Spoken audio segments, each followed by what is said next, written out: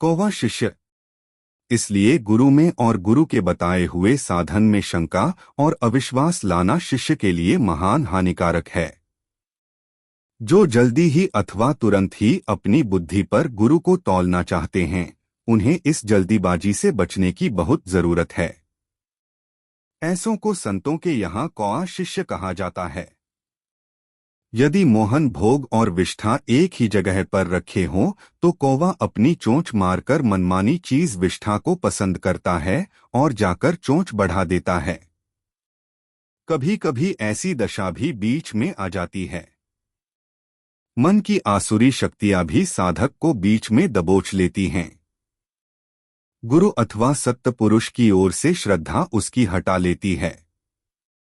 उस समय मन बेकाबू हो जाता है और सब कुछ उससे छुड़ाकर उसे घृणा के फंदे में फांस लेता है। गुरु का सोना। गुरु सिरजनहार है, हर किसी पर दया करता है। गुरु की अगम नीति को जीव नहीं जान सकते हैं। जानकार सतगुरु हर प्रकार का नाटक इस जगत में कर जाते हैं और हर प्रकार से जीव को संस्कारी बना जाते हैं। गुरु चैतन्य पुरुष होते हैं, कभी सोते नहीं।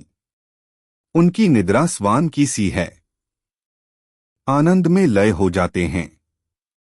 यही उनका सोना होता है। दिन भर जीव हित के लिए महापरिश्रम करते हैं, रात्रि में अपने देश में पहुंच जाते हैं। यही गुरु का सोना है। घट घट की आवाज। हर घट में घनघोर रसीली आवाजें होती हैं।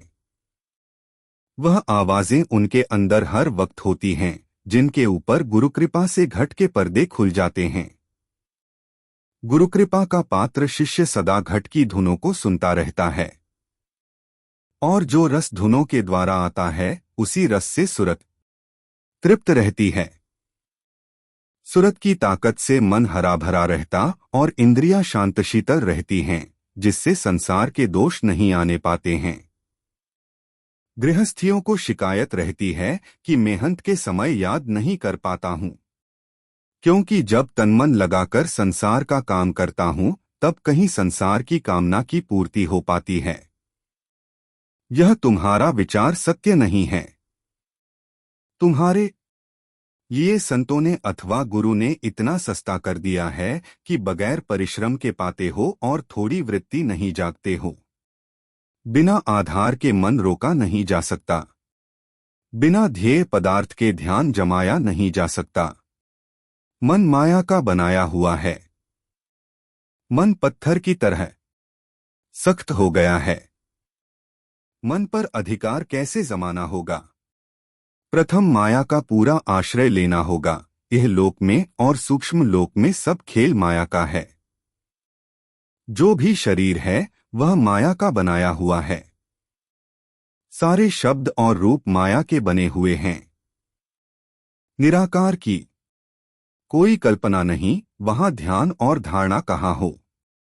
इसलिए इस काम के लिए निराकार भी कोई न कोई कल्पित मूर्ति बनाता है, पर वह साकार उपासकों की तरह नहीं बल्कि सूक्ष्म होती है। इसका एक लाभ भी है, जैसी वस्तु का ध्यान किया जाता है वैसा अंतःकरण बनता है। इस सूक्ष्म जातीय शब्द के ध्यान से वह एकदम सूक्ष्म मंडलों में पहुंच जाता है और गुरु के बल से शीघ्र प्रकाश आ जाता है। अंतरी प्रकाश से ही उसे यानी जो साधक है ज्ञान मिलता है। उसी ज्ञान का परिणाम शक्ति आनंद है। तस्वीरों में रस नहीं। दुनिया वाले अब सिनेमा के अंदर जाकर स्त्रियों की नकली छाया पर आशिक हैं और उन्हीं की सूरतों में जो आर्टिफिशियल तस्वीरों पर है अपनी आंखों को गड़ा रहे हैं। अपनी आंखों से उन नकली सूरतों को देखते देखते उन्हीं का तरूप हो रहे हैं। आज हमारी धर्म राजभूमि पर रहने वालों का क्या यही धर्म है जो कि इन्हीं नकली तस्वीरों में आनंद खोज रहे हैं? हरगिज नहीं। अपना अमूल्य समय नाहक गुजार रहे हैं और मनुष्य होते हुए अपनी दिनचर्या जानवरों जैसी करते जा रहे हैं। यह नहीं जानते कि यह मनुष्य जन्म बड़े भाग से पाया है। इसे वृथा बर्बाद नहीं करना चाहिए। क्या आगे तुम्हें पछताना नहीं होगा? तुम पछताओगे और मरना जरूर होगा। मौत तुम्हारे सिर पर अपना सामान लेकर खड़ी है। तुम समझते हो कि हम पर मौत नहीं आवेगी। मौत जरूर आवेगी। जिनकी अवस्था जीर्ण हो गई हो, वह जीव परमात्मा की याद नहीं कर सकता है।